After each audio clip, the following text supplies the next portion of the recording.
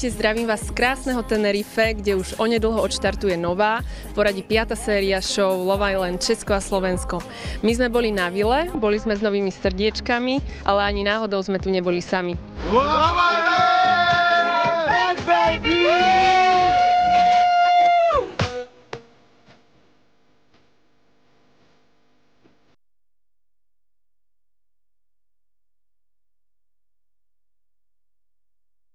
Ty si prišiel podporiť novú sériu a nové srdiečka. Už si ich všetky videl, teda aj chlapcov, ale to nás nezaujíma. Zaujíma nás to, že si videl dievčatá, tak čo na ne vravíš?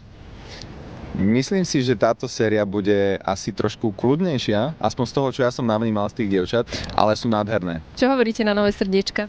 Super, ja som veľmi zvedavá. Naživo oveľa sympatickejší a zajímavejší. Rozhodně Adela a Magda to tam pořádně budou otáčet.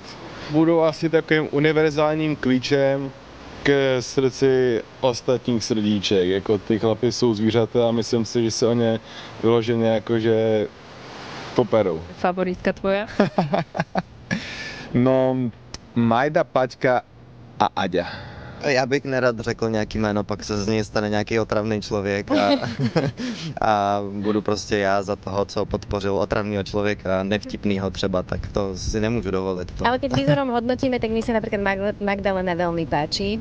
Veľmi, aj Patricia, Paťka. Videl si aj novú vilu, tá sa ti ako páči, čo na ňu pravíš? Predsa len na tej našej som strávil viacej času, takže je to pre mňa taká srdcovka, vieš. Ale musím povedať, že táto nová má väčšie fitko.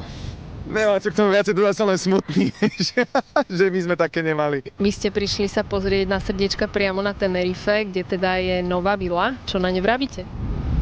Je obrovská, co teda říkali i ex-soutěžící. Je to pěkný, budou se mít krásně. Je mnohem větší, než bývala. Takže... Mne sa tiež veľmi páči, bola som aj na tej predtým a táto sa mi páči viac, takže majú sa na čo tešiť určite.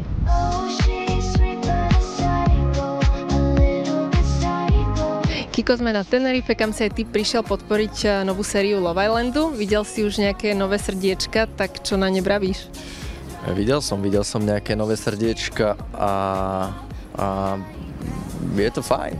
Máš nejaké favoritky? Keby si vyberáš v tej prvej epizóde, tak po kom by si siahol? Paťka a Majda.